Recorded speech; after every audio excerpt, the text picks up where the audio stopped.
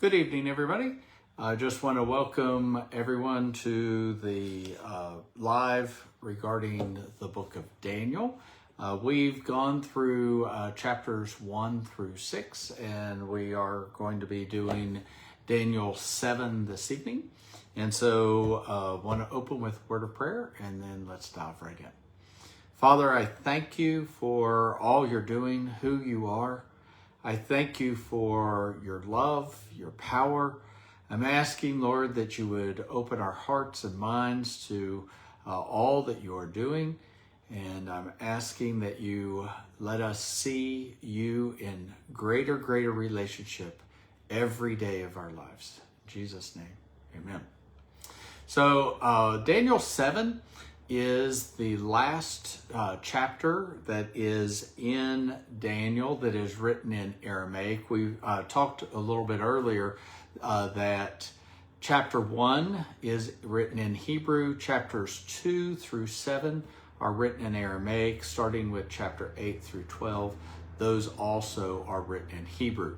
So this is the last chapter that's written in Aramaic. We'll talk about the significance of that next week when we get into a little bit more detail of what we're going to talk about today, and then what is in chapter 8. Now, what's in chapter 7, when we read this, we're going to find out, we're going to go back in time a little bit from when Daniel 6 occurred. Remember, we talked about in Daniel 6, it's the end of the Babylonian Empire, which occurred in 539 BC. So we'll do the time frame once we read what is happening in Daniel 7. So I want to actually read all of Daniel 7 because this is a vision. It's actually a dream that Daniel had, but it's actually an interactive dream. It's what is many times referred to as a lucid dream. In other words, in the middle of the dream, Daniel finds himself being able to interact with the court or the host of heaven. And so there's more than just Daniel looking into what's being talked about or what's being hosted here, because there are many others which we're actually going to see. Daniel becomes part of a court that is looking into the vision that God has actually given. And the court of heaven is being shown what is to come.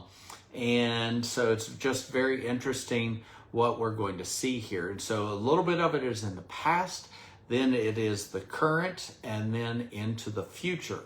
Especially during the period of time which is known as the silent period between Malachi and Matthew, which is that 400 years of silence. Daniel actually speaks all about it. And so we're going to go a little bit deeper into this, but Daniel 7 actually models Daniel 2. So if you all remember when in Daniel 2 is Nebuchadnezzar's dream of the statue of gold, silver, bronze, iron, and then the toes of clay and iron. So if you remember, that statue is what Nebuchadnezzar had a dream about. And it's very interesting. Nebuchadnezzar, when he had that dream, he was thinking about how long his kingdom was going to last. He was, as we talked about back then, when we went over Daniel 2, he was thinking about what was going to happen not only to him, but his legacy that he was actually going to, and how long his legacy would actually last.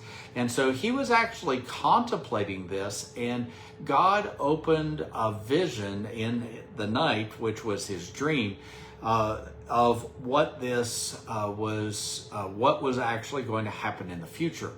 Now, if you remember when we discussed Daniel 2, Nebuchadnezzar was only king for about a year when he had this dream. And so he gave the impossible task of not only giving the dream, but also, or actually not only giving the interpretation, but also the dream itself.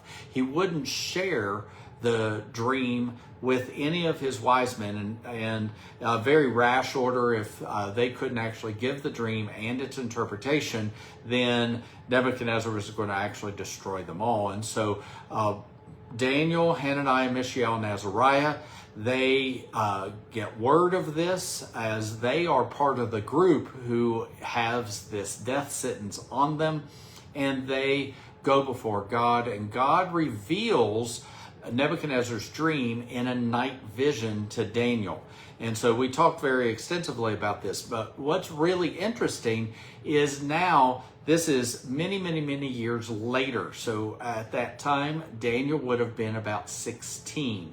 When we come to this, we look and we say Daniel was probably about 70 or 72 years old, between 70 and 72 years old, when this vision occurs, this dream happens. And it's during the last king of Babylon when this vision happens. So let's read the scripture, and after we read the scripture, we'll dive right in. It says, in the first year of Belshazzar, king of Babylon, Daniel had a dream and visions of his head while on his bed.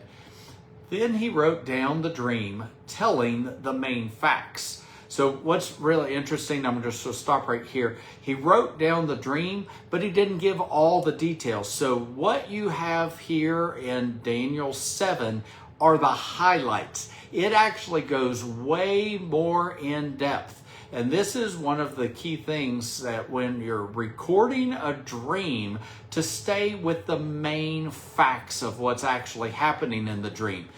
All the details, sometimes we get bogged down in all the details, and when we get bogged down in all the details, we lose the meaning of what's actually happening. So it's very interesting that Daniel only records the main facts of what's actually going on.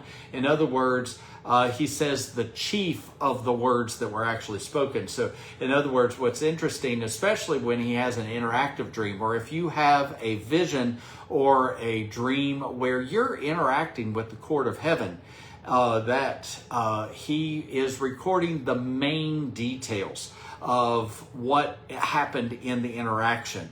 Daniel could have described way more things, especially the fact that he's with a court of heaven. He could have described everything that he saw. He could have described all the details, the colors, all the interactions of what was going on.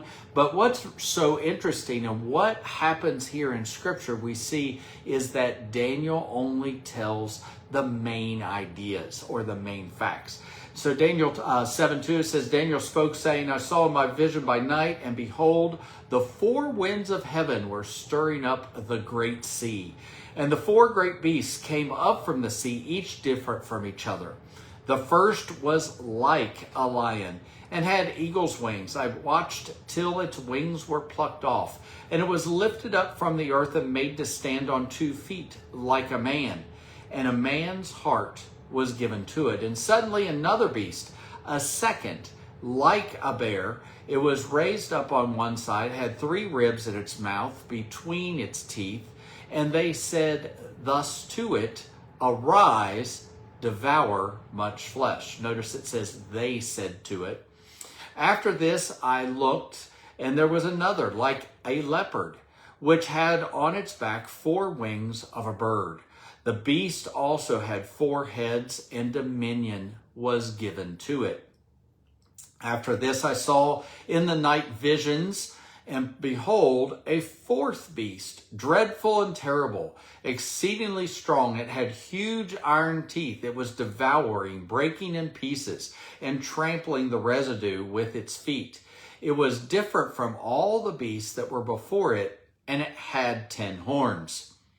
I was considering the horns, and there was another horn, a little one, coming up among them, before whom 3 of the first horns were plucked out by its roots. And there in the horn were eyes like the eyes of a man. and a mouth speaking pompous words. I watched till thrones were put in place, and the Ancient of Days was seated. His garment was white as snow, and the hair of his head was like pure wool. His throne was a fiery flame, its wheels a burning fire. A fiery stream issued and came forth from before him. 1,000 thousands ministered to him. 10,000 times 10,000 stood before him, and the court was seated, and the books were opened. I watched then because the sound of the pompous words which the horn was speaking, I watched till the beast was slain and its body destroyed and given to the burning flame. As for the rest of the beasts, they had their dominion taken away, yet their lives were prolonged for a season and a time. I was watching in the night visions, and behold, one like the Son of Man, coming with the clouds of heaven, and he came to the Ancient of Days, and they brought him near before him. Then to him was given dominion and glory and a kingdom, that all peoples, nations, and languages should serve him. His dominion is an everlasting dominion which shall not pass away, and his kingdom the one which shall not be destroyed. This is verse 15. It says, I, Daniel, was grieved in my spirit with my body, and the visions of my head troubled me. I came near to one of those who stood by and asked him the truth of all this. So he told me and made known to me the interpretation of these things. Those great beasts which are four kings, which shall arise out of the earth. But the saints of the Most High shall receive the kingdom and possess the kingdom forever, even forever and ever. Very interesting. Basically, Daniel has described this whole thing, and the interpretation of the whole thing is boiled down into 2 sentences. And it's really, really interesting that sometimes what we see in detail, God has a very succinct interpretation of what's actually going on. And so I want you to see all of what Daniel saw in up to verse 16. The one who he asked about it, he basically explains everything that Daniel has seen in 2 short sentences.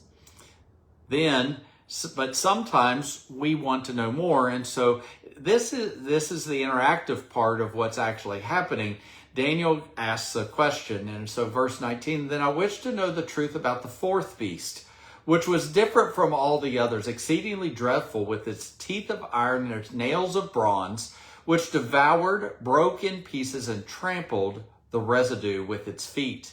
And the 10 horns that were on its head, and then the other horn which came up, before which 3 fell, namely that horn which had eyes and a mouth, which spoke pompous words, whose appearance was greater than his fellows. I was watching, and the same horn was making war against the saints and prevailing against them, until the Ancient of Days came, and a judgment was made in favor of the saints of the Most High, and the time came for the saints to possess the kingdom. Thus he said, the 4th beast shall be a 4th kingdom on the earth, which shall be different from all other kingdoms, and shall devour the whole earth, trample it, and break it in pieces. The 10 horns are 10 kings, who shall arise from this kingdom, and another shall rise after them. He shall be different from the first ones, and shall subdue 3 kings. He shall speak pompous words against the Most High, shall persecute the saints of the Most High, and shall intend to change times and law. Then the saints shall be given into his hand for a time and times and a half a time. But the court shall be seated, and they shall take away his dominion to consume and destroy it forever. Then the kingdom and dominion, the greatness and the kingdoms under the whole heaven shall be given to the people, the saints and the Most High. The kingdom is an everlasting kingdom, and all dominions shall serve and obey him. This is the end of the account. As for me, Daniel, my thoughts greatly troubled me, and my countenance changed, but I kept the matter in my heart. So I want to actually end with the very last part of this first. I want to actually address this first, is that this type of encounter that Daniel had, as you can see, Daniel said it basically impacted him greatly. And when true visions of heaven happen and there's interaction with the host of heaven, you'll see that John was impacted greatly when he had the vision of Revelation. Daniel, very similar, has an impact just like John has an impact. It greatly troubled him. You'll find that as visions are released to various prophets across in through Scripture, you'll see that some of them sat silent for days, some sat silent for weeks, some were sick. We're going to find that Daniel in the visions that occur in 7 through 12, they make him physically ill, strike him from all of his power. Basically, he becomes very weak and can't even stand. So it's very interesting when these types of encounters happen, when man encounters heaven. Our flesh is too weak to actually stand up under the pressure of what happens in heaven. And so what's interesting that Daniel, when he had this vision, it actually troubled him. It says his countenance changed. That's a way of actually saying that he got sick, that he wasn't able to actually go about his business as usual because it's affecting him so much. And that it's something that he continued to ponder and ponder and ponder. And so this is one of the things that we get an insight as to how this encounter happened. But when an encounter like this does happen, our flesh cannot just bear up under it. Our flesh becomes very weak. And you'll see when we talk about, because this will tie directly into some things in Revelation, we can't talk about this section of Daniel without talking about some things in Revelation, some things in Isaiah, some things in Zechariah, a lot of the apocryphal things that are in Scripture. And this is entering into some of the I said apocryphal, I mean apocalyptic. The apocalyptic sections of Scripture, in other words, those things talking about the end of days. And so when we're talking about this section and the apocalyptic parts of what this is talking about, this is taking Daniel from where he was, where he is, all the way to the culmination of all the age, when all kingdoms come into subjection to Christ. And so this is a very, very, very detailed, but also remember, Daniel only gave us a snapshot of what he's experiencing, a snapshot of what is actually happening in the dream. So it's very possible that Daniel went to sleep and he's caught up to heaven.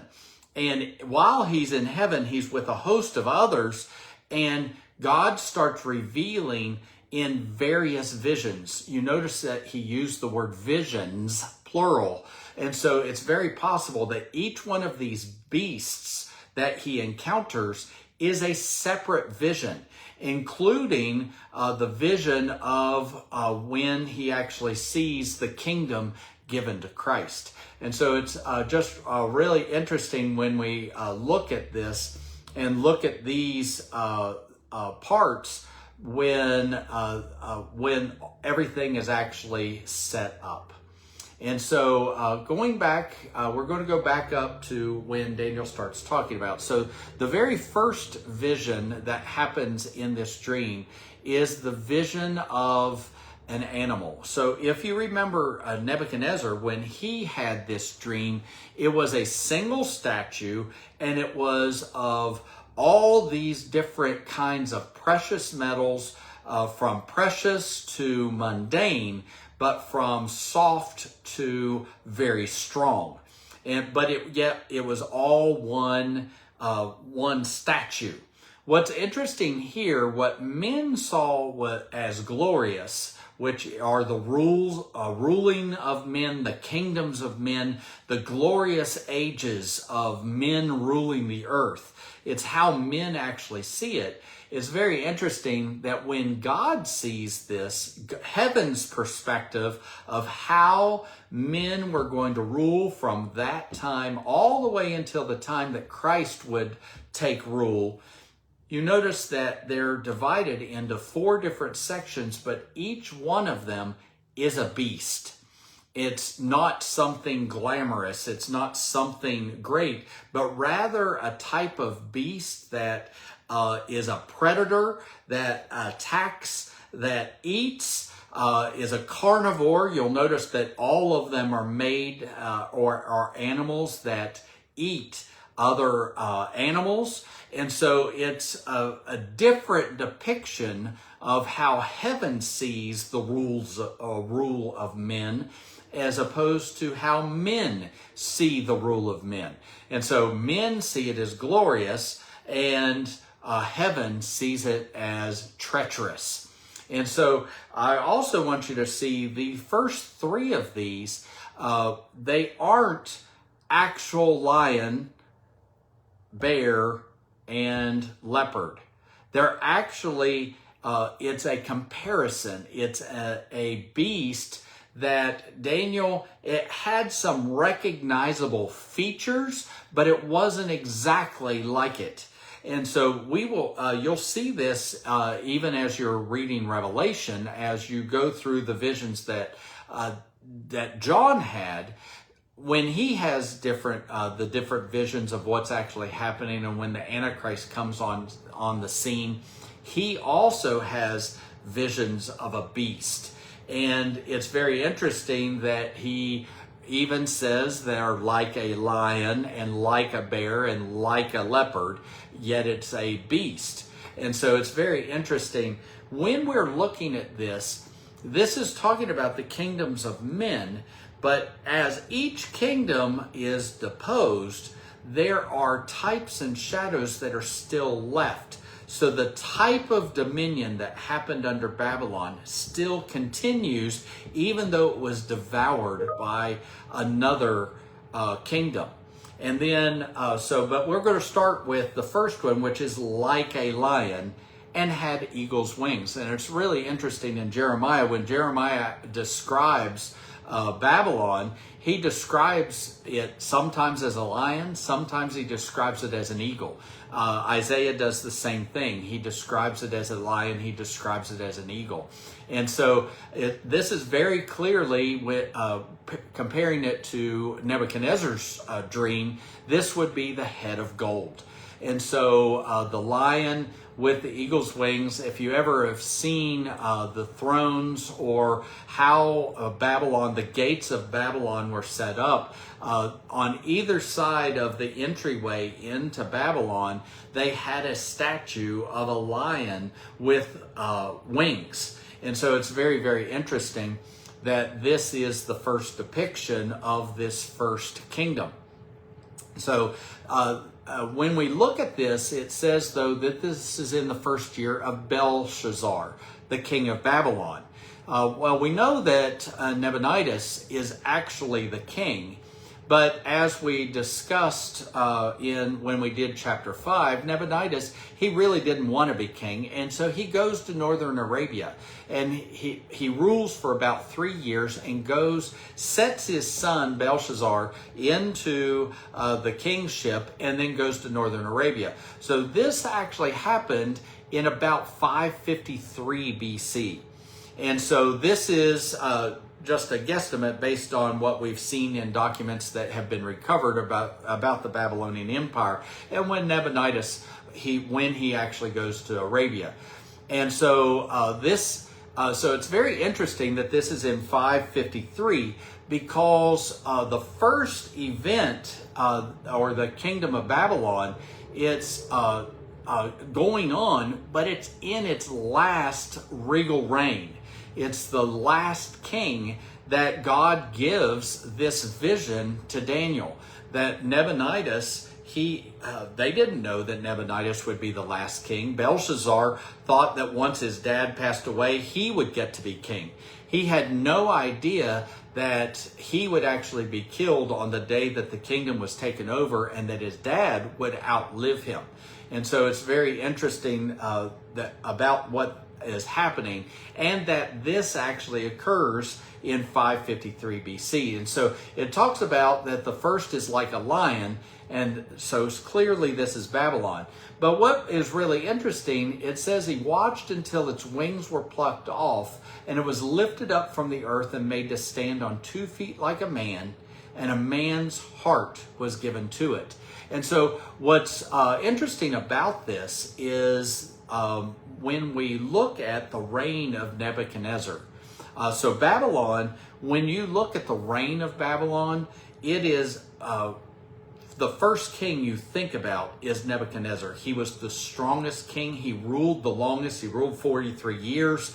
And he ruled all the way down to 546. And so he reigned in an extended period of time. And so when we're looking at this, we look at Babylon very similar to that it's King Nebuchadnezzar's reign. And so it's also interesting that recorded in Daniel 4 is the humbling of Nebuchadnezzar. And when you talk about the wings are plucked off, that is truly a humbling of the power of what was actually happening under Nebuchadnezzar. And then it was lifted from the earth and made to stand on 2 feet like a man. So in other words, what's interesting, it's no longer ruling like a god, but rather ruling with the heart of a man. And so this, I truly believe that Daniel 7:4 is talking about the Babylonian Empire, but it's very specifically talking about the humbling of Nebuchadnezzar. And what's interesting, every other ruler after Nebuchadnezzar are from his children or his grandchildren. So Belshazzar, who's actually reigning right now, is actually Nebuchadnezzar's grandson. And so it's a very direct tie back to Nebuchadnezzar, the humbling of Nebuchadnezzar. And if you remember back in Daniel 4, Daniel chastises Belshazzar for not remembering what happened to his grandfather. That God humbled his grandfather, and Belshazzar has lifted himself up in pride against God, and has actually taken the things from the temple of God and used them as common things. So going into Daniel 7:5, it says, and suddenly another beast, a second like a bear. Again, these are not exactly a bear, but it is like a bear. And when you think of a bear is very powerful. It lumbers along, but it also devours lots of things. And so we look at it, it was raised up on one side. That's going to be talking about that the Persian Empire was actually, or the Persians of the Medo-Persian Empire is actually stronger than the Medes, or the Median section of the Medo-Persian Empire. And in fact, the Medo-Persian Empire many times is just referred to as the Persian Empire. And it says, and then it has 3 ribs in its mouth between its teeth. which is really, really interesting. The Babylonian Empire was very large, but the Medo-Persian Empire got larger under Cyrus, and then also under his son Cambyses II. And so what's interesting, this is happening in 553, Cyrus is already starting to gain power and beginning to start the Medo-Persian Empire. It's already starting to actually make conquests. In 7 short years, Cyrus would make his first major move, and that's in the western area of Turkey known as Lydia. He takes his army into that area. He starts a battle, and it's very interesting. You will recognize this from one of the churches that John wrote a letter to, which was the church of Sardis. Sardis was the capital of the Lydian Empire, and Cyrus very specifically goes in and attacks Sardis and takes over Sardis. And so therefore, all of that section, which happens to be north of where the Babylonian Empire is ruling, this was a key area for Cyrus to actually take control of, which gave him some headway into the Babylonian Empire. So those 3 ribs would most likely represent the Lydian conquest, the Babylonian conquest, and then the third area was the Egyptian conquest. These are, while the Medo-Persian Empire was establishing itself, those 3 major battles that occurred established the extent of where the Persian Empire would actually grow to. And so 546, he attacks Lydia, which we just talked about. We talked extensively when we talked about chapter 5, the conquest of Babylon, which happened in 539. And then Cyrus, he starts the campaign down in Egypt, but he wasn't able to fully take or conquer Egypt until his son, Cambyses II, in 525, takes Egypt and conquers what then was the capital, was Memphis, and takes over the rulership of Egypt. It's very interesting how he actually did it. It's just interesting some of the different ways of how he actually took that empire. And so anyway, but one other aspect that Cambyses did was he took on the title of Pharaoh. He's not only, and he also took on the title of King of Babylon. And so he's king of the Medo-Persian Empire, he's king of Babylon, he's also king or Pharaoh of Egypt.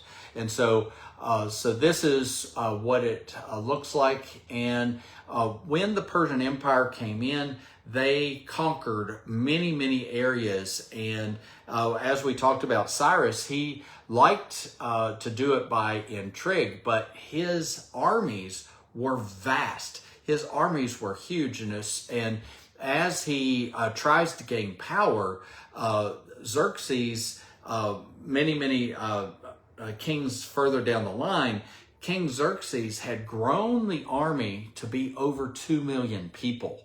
And so he, thinking that he has enough power, he goes to try to take over Greece. And when he is soundly defeated in Greece, begins the decline of the Persian Empire.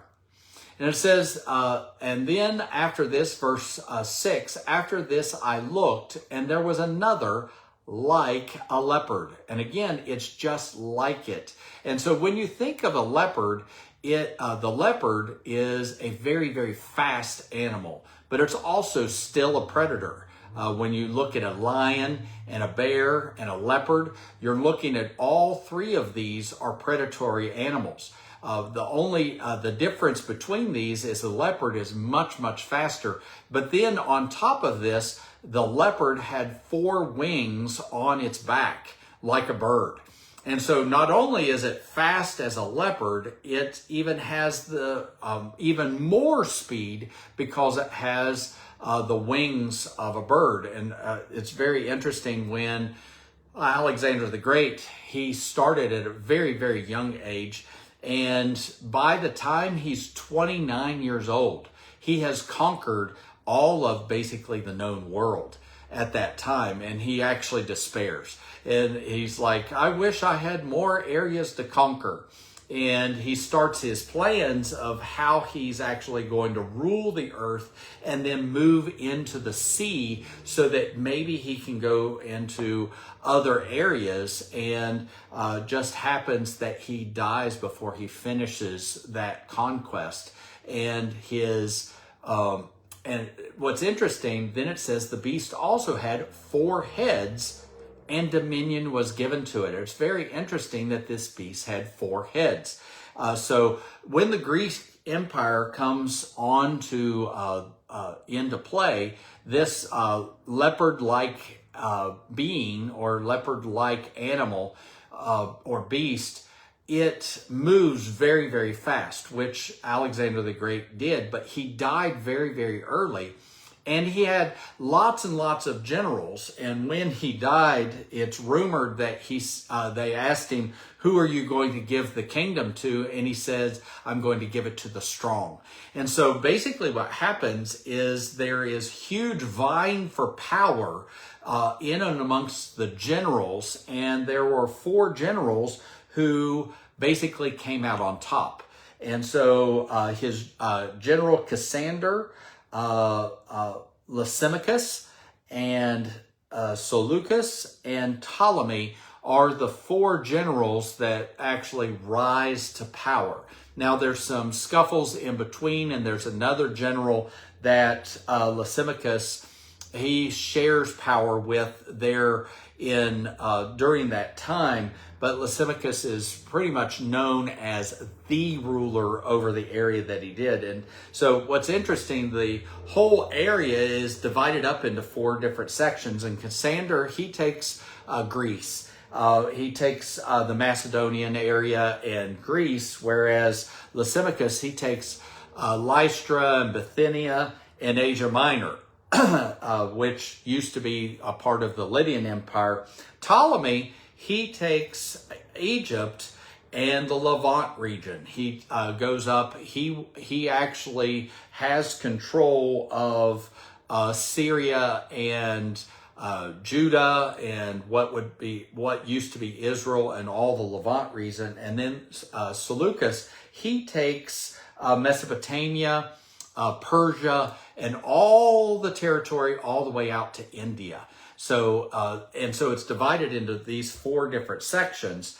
And I want you to remember that, because when we get into Daniel 10, 11, and 12, knowing these different generals and the areas that they are ruling are going to come into play, especially when we get into one of the main Seleucids. And him trying to actually maintain his power is Antiochus Epiphanes IV, who takes some of the territory from the Ptolemies, specifically Judah, and he sets himself up as God in Judah. And so we'll see that when we get into the latter chapters of Daniel. So what's interesting though, the way that this ends in verse 6, it says, and dominion was given to it.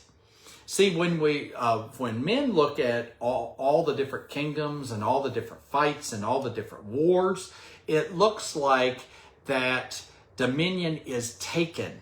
And dominion is, and so that's part of the beast imagery that we see in Daniel 7 is that the beasts try to devour. But what's really happening behind the scenes is that God is given dominion to each one of these different kingdoms that are arising. And so then we go to Daniel 7. And what's so interesting in Daniel 7, you notice that the first one was likened unto a lion, the second likened unto a bear, the third was likened unto a leopard. In other words, it had some similarities. The beast that was there was somewhat recognizable to something that could be related to what had been seen on earth. When we get to Daniel 7, it says, "After I saw this in the night visions, and behold, a fourth beast, dreadful and terrible, exceedingly strong." Daniel can't even name a beast that he's seen that comes in comparison to this. He can't figure out what this beast even looks like. And if you remember in the image of gold, we knew Babylon was the gold, the Persian Empire was the silver, the Greek Empire was the bronze. And then when we got to the iron, there were multiple facets. There was the waist of iron, the legs of iron, and then the feet of iron and clay. And so there's clearly three different happenings within the Roman Empire. One that is all together, one that is divided, and then the one in the end that has been infiltrated somehow, and there's 10 parts to it. And so we talked about that when we talked about Daniel 2. And so what's interesting, we're going to see this same type of thing happening as he watches this beast. It says it had huge iron teeth. Very interesting that both have iron related to them. And it was devouring, breaking in pieces, trampling the residue with its feet. So one of the major differences between the Babylonian Empire, the Medo-Persian Empire, and the Greek Empire is that each one of those previous empires, when they took over areas, they assimilated different cultures within themselves. And in fact, if you remember the Medo-Persian Empire, Cyrus prided himself in hearing what the religious practices were and then reestablishing those religious practices in the areas of where they took over. In fact, Cyrus prided himself that he rebuilt the temple at Jerusalem. And that wasn't the only temple that he rebuilt. He actually reestablished various worship areas within his kingdom that included the cultures. What was so different about the Roman Empire is that when the Roman Empire came in, they destroyed everything. They said, you have to assimilate to us. Something that was similar to that under Alexander the Great is that even though he was assimilating different cultures, he basically said, I don't care what language you speak, you're going to speak Greek. And so everyone within the Greek Empire that he raised up, even when it divided, all of those areas from Greece all the way to India, all of them were forced to learn Greek, and that was the language of trade. And in fact, as the Roman Empire comes onto the scene, the language of trade stays Greek.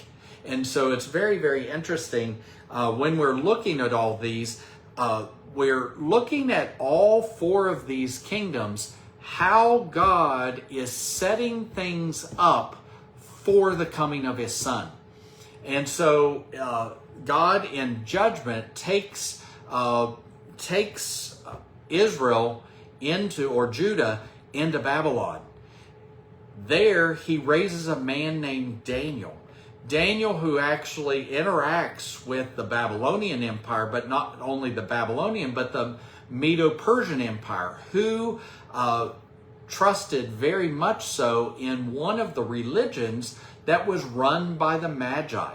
And so Daniel has direct influence on the Magi, which we see when Jesus comes on the scene. The Magi are looking for the King of the Jews. There is, so you can see how God is actually working within each one of these kingdoms. For the Greek Empire, it's very interesting that Greek becomes the common language across all of the region. And guess what? The New Testament is written in Greek. And so it's very interesting that the spread of the gospel is actually set up by these kingdoms of men that are happening. The men think that they're taking over and actually dominating the others. But what's interesting is that in the right time, God actually brings the right kingdom to bear at the right time. And so it's very interesting, this last beast, which is the Roman Empire, actually comes on the scene at the right time. And their cruelty is one of those ways, and they establish a punishment system, which is how Jesus died. And in fact, it's been considered the most cruel capital punishment that has ever existed in the known world. And so it's interesting that God sets all of these things up for the coming of his son the first time. And what's so interesting is that as we're looking through this, though, as we talked about Daniel 2, that the mountain that was cut with no hands that destroyed all the kingdoms, we know that Jesus came and he died during the Roman Empire. The Roman Empire wasn't vanquished when Jesus came the first time. So we know that this dream, as well as the dream that Nebuchadnezzar has, talks about the full implications of the culmination of the age, when Jesus comes and all kingdoms are given to Jesus to rule over. So anyway, it says it has huge iron teeth that was devouring, breaking into pieces, trampling the residue with its feet.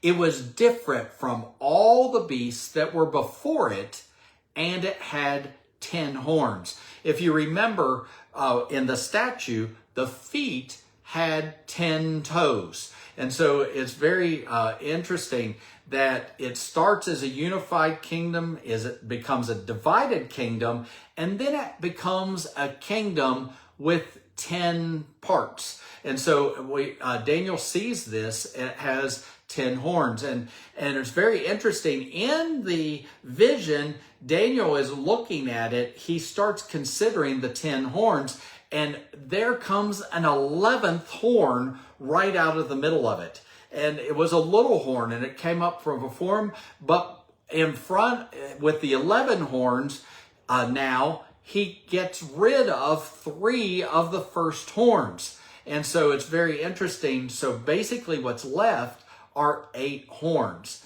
And so, and the first 3 are plucked out by its roots, so as if they never existed before. And this one horn takes the precedence of those 3 areas. It's very interesting to see that. And there in this horn were eyes like the eyes of a man. So clearly this is relating these 10 horns and what would have been known in the ancient literature. When you saw horns, the horns represented power, and so therefore very easily related to kings. And so when it talks about horns, we're talking about 10 rulers that are happening, and that one horn comes up with very little influence at first, but actually when it comes up, it has the power to dislodge 3 of the other rulers and take their place. And it says these have the eyes of a man and a mouth speaking pompous words. So it's very, very interesting that it's through his words that he is gaining the power. And so that's very interesting. And what's the way that heaven looks at those words is that it's coming against heaven.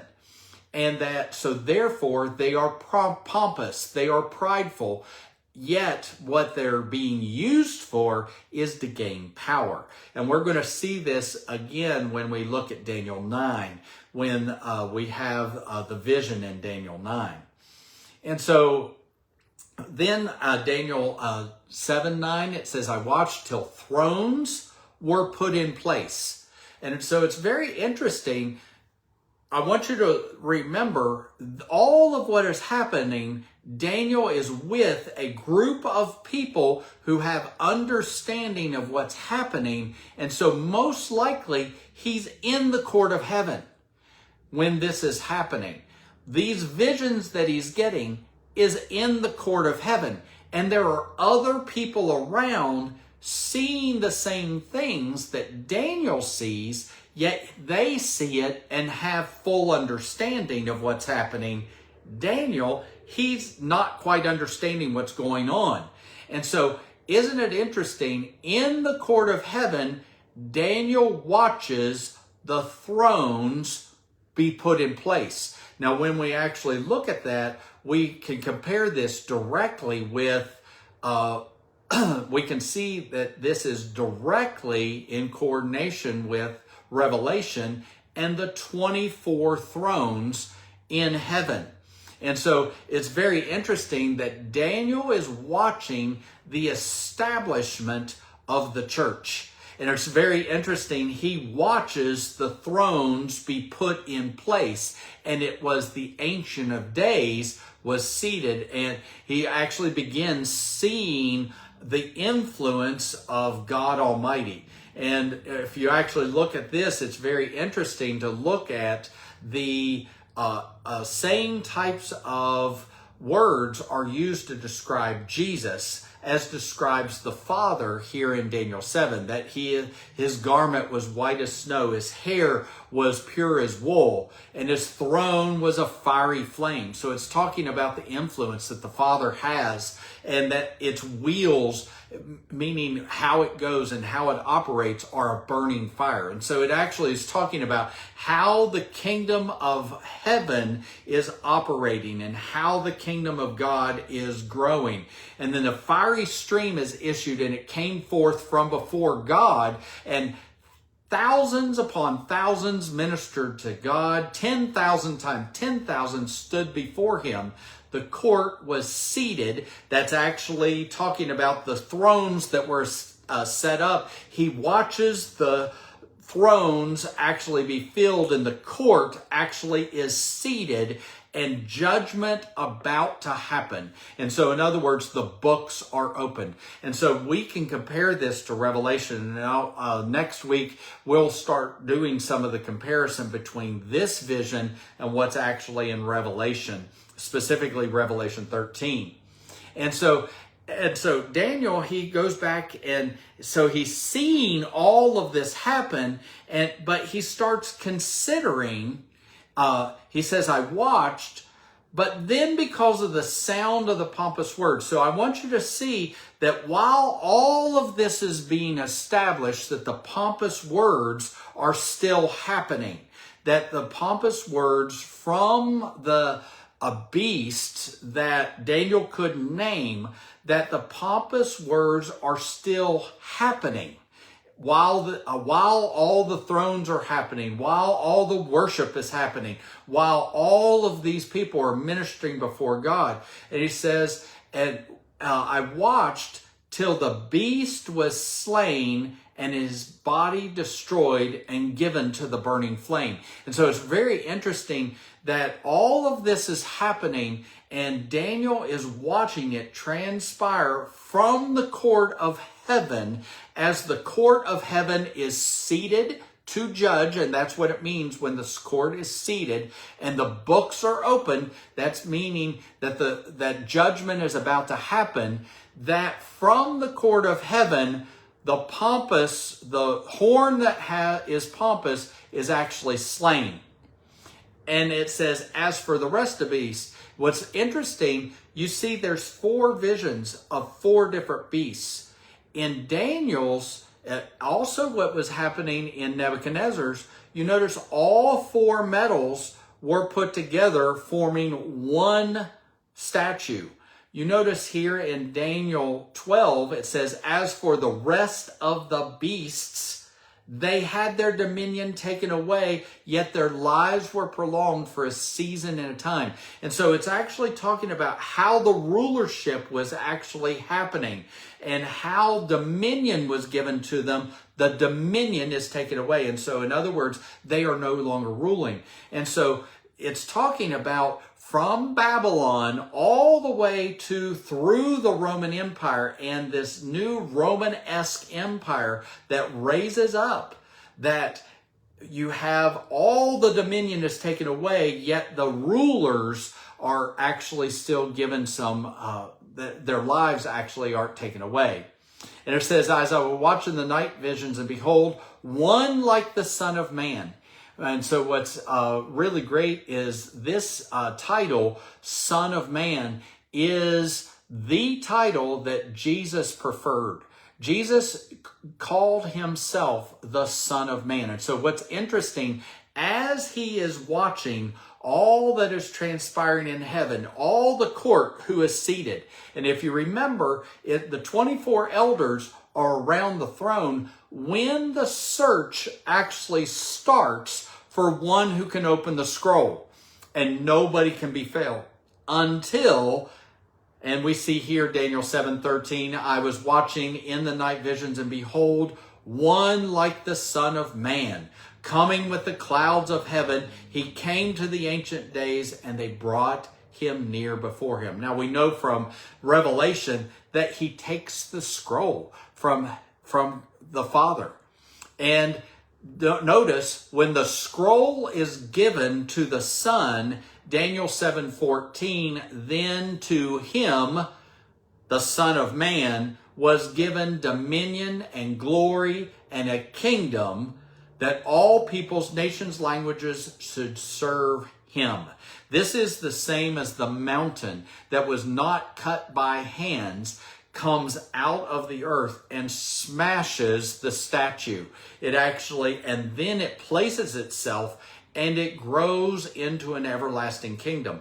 Daniel is watching the same thing, yet he knows and he sees that it's Jesus Christ who is being given the kingdoms of this world, and that all peoples would serve Jesus. And his dominion is an everlasting dominion which shall not pass away, and his kingdom the one which shall not be destroyed. And so it's very interesting. When Jesus comes on the scene, he starts using this term, the Son of Man. Now, every Pharisee who actually heard Jesus use the title Son of Man would have recognized it right off that this is the Messiah. It is a messianic title, meaning that God would become like man, which is so amazing that Jesus starts using it. And so every time you see Jesus using the title Son of Man, Jesus was declaring his messiahship. And so there's no question at all. And every scholar, every Hebrew scholar, every Pharisee, every person in the temple would have understood when Jesus started using Son of Man, Jesus was referring to himself as the Messiah. So it's also really great that Daniel, he asks some questions. He's grieved at what's happening to him. All these different visions are happening. His body can't take it. His head is hurting. He's tried to think through all of this stuff and he's just not getting it. And it's very interesting as Daniel is in the court of heaven that this vision and this dream is happening, that one of the court of heaven approaches Daniel. And he comes by and asks him the truth of all this. So in other words, Daniel sees all these people and he goes up to one of them and says, I'm just not getting all of this. And so he actually began to explain it. And this is what I said before. He takes all of the visions and condenses it down into 2 sentences. 2 of basically how he explains all the beasts. The beasts, they're 4 kingdoms, and they come out of the peoples. They come out of the earth. And so when we saw at the very beginning, it said, out of the sea come these beasts. That sea is the sea of peoples. It's not talking about coming out of the Mediterranean Sea. It's a type and shadow talking about from the people. And that's made very clear right here, which arise out of the earth. And so it's not talking about necessarily out of the Mediterranean area. It's actually just saying out of all the peoples of the earth, there are going to be 4 kingdoms that come out of the earth. And so it's very interesting that from heaven's perspective, we've got these 4 kingdoms that are going to come forth, but. So in other words, that word but says that those kingdoms are of no consequence. The greatest consequence is the saints of the Most High shall receive the kingdom and possess the kingdom forever, even forever and ever. And so he sees that it's the Son of Man who's actually given the kingdom, but it's the saints of the Most High who are actually going to be given dominion with the Son of Man. It's a beautiful, beautiful picture. It's types and shadows that we actually see in Revelation. And so it's very interesting. All that Daniel is seeing, all that he's not comprehending, what was interesting from heaven's perspective, all the 4 beasts are of no consequence because the servants of the Most High will be receiving the kingdom from their Messiah. Beautiful picture. But Daniel is great. He's actually like, but I want to know about this 4th beast. This 4th beast, I just can't explain it. It's different, so different from all the others. So terrible, so horrible. And it's very interesting. You notice at the very beginning we said that Daniel just gave the highlights. You notice in the first rendition when he's actually recording it, he doesn't talk about the iron. He talked about the teeth of iron, but he didn't talk about the nails of bronze. And so it's very interesting. It's saying that this beast has taken on attributes of its prior kingdoms. And so just as the way that the leopard went forth and was given dominion, it's the same way that it's going to tear things up with its mouth, but also it's going to claw and actually break things apart. Just the way that Alexander the Great went about conquering things in the Greek world. And so when he went in to conquer, he did it swiftly, he did it quickly, and he did it decisively. And so the bronze nails talk about how it's going to tear it apart, how quickly it's going to tear apart, how it's going to actually tread it down. And it says, and then the 10 horns which are on her head, and the other horn which came up, before which 3 fell, namely the horn which had eyes and a mouth, and spoke the pompous words, whose appearance was greater than his fellows. Now we have a new detail about the 11th horn, that it said it was a little horn, but it's very interesting. Its appearance now has grown greater than the other 7 who are left. And so it's very clear that this 11th horn that comes up basically becomes the major ruler of this empire. And so it's very interesting when you're looking at this. It says, I was watching, and the same horn was making war against the saints and prevailing against them. See, this is new information that wasn't relayed at first.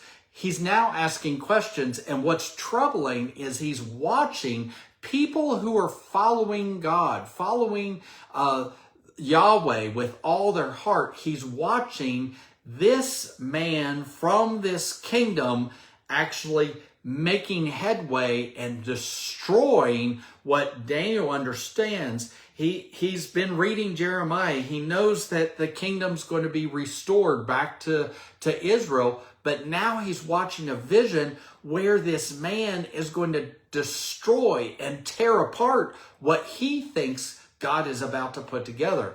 But then he sees that the Ancient of Days comes and a judgment is made in favor of the saints. And it came, and the time came for the saints to possess the kingdom. And so the answer he gets is the fourth beast shall be a fourth kingdom on earth, which shall be different from the other kingdoms. It shall devour the whole earth. So we're talking about not only the Roman Empire. If we look back at the beginning of the Roman Empire, there were other empires that were still existing. One specifically was the Parthian Empire, which actually aggravated the Roman Empire on and off, more to the east of where the Roman Empire actually went to. They actually lost the area of Seleucus, a lot of the area of Seleucus, and so the Persia and India sections of what used to be under the Alexander the Great actually came under the Parthians. And so Rome itself, the Roman Empire that we know, didn't actually grow to the place that covered all of what was Alexander the Great's. But what this is talking about is that a Roman-esque empire will cover the whole earth. This is a one world government, and it will break apart every other government. It will trample it all down, break it all to pieces, and then the 10 horns are 10 kings. So in other words, there are going to be 10 rulers that rise up from this one world government. And then after those 10 rulers come into place, then the one that we know as the Antichrist shall arise after those 10 are put in place. There's going to be another one who actually raises up. He shall be different than those other 10 rulers. And he's going to actually take down 3 of those 10 rulers. He's going to take them out. And so therefore, those territories that those 3 rulers were over becomes the area that the Antichrist is in charge of. And then it says he will speak pompous or prideful words against the Most High. And so that's what we saw was the war is against heaven. And he shall persecute anyone who's named or is the saint of heaven. And he shall intend to change times. And so in other words, he's going to say, I'm in charge. God's not in charge. His intention is to change how things are operating in the timing under heaven. Because he's basically, I'm in charge. And the law, how the law of God has operated over the earth over all these years. His intention is to establish his own law, his own timing. And so, and basically what's going to happen is that the saints shall be given into his hand. And it says for a time and a times and a half a time. So that word Idan for time comes in, means basically a year or a season, a time, a growing season. And the plural of that word only it's a duality word. It doesn't actually mean for years and years and years and years. For you to say for years and years and years and years, you have to repeat the word multiple times. The plural of that word simply is a duality of the word. And so when I have Idan, and Idan, when it's plural, just basically means 2 seasons. And so when it says time and times plural just basically means 2. And then the next in Hebrew, or actually in Aramaic, actually means a divided time. In other words, it's kind of like when we talked about Paris, meaning it was a divided shekel.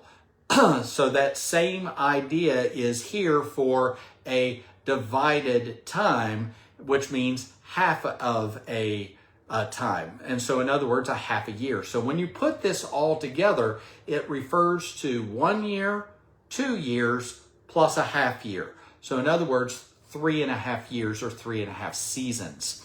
And so this is what it's talking about, that this person is going to be ruling over 3 major areas of this 10 king section of a one world government. He's going to rule 3 of those sections, and he's going to actually use his influence to come against anyone who is following Yahweh. He's going to use this for 3.5 years to come against Yahweh. But the great news in 26 and 27, but the court shall be seated. They shall take away his dominion and to consume and destroy it forever. So the Antichrist, and what we see is, it says by the breath of Jesus's mouth, he will destroy the Antichrist. And what happens is those in the other kingdoms, they're still going to war against Christ. Even though this guy who's over 3 territories is going to be taken out in an instant, others still think we can take Jesus. We can take this guy named Yeshua. And then it says, then the kingdom and dominion and the greatness of the kingdom under the whole heaven shall be given to the people, the saints of the Most High. His kingdom is an everlasting kingdom, and all dominions shall serve and obey him. It's talking about Jesus coming and rule and reign on the earth, his millennium kingdom being established on the earth for 1,000 years. And so this is all of what's in Daniel 7. It's a huge, huge amount of information, huge amount that actually happened in this vision. We get more details of it in the latter part of Daniel 7, what wasn't given in the initial vision. And then we have complementary visions that we are found in Revelation, things that are found in Zechariah, things in Isaiah. And we're going to talk about some of those comparisons next week before we move on into Daniel 8, because Daniel 8 is a subset with way more detail of 2 of the different kingdoms that are here described in Daniel 7. It happens about 3 years later after Daniel has been under King Nebuchadnezzar, under Belshazzar. Daniel has another vision. He has a vision of the Medo-Persian Empire and the Greek Empire that come to him about 3 years later. So I just want to thank you for joining me. Thank you for, as we're going through Daniel 7, next week, we're going to tie a lot of Daniel 7 to Revelation 13. So I encourage you, if you are looking at and listening to these lives, I want to encourage you to go to Revelation 13 and read sections of Revelation 13, because we're going to be tying a whole bunch of things together next week. So thank you for joining me, and I will see you next week.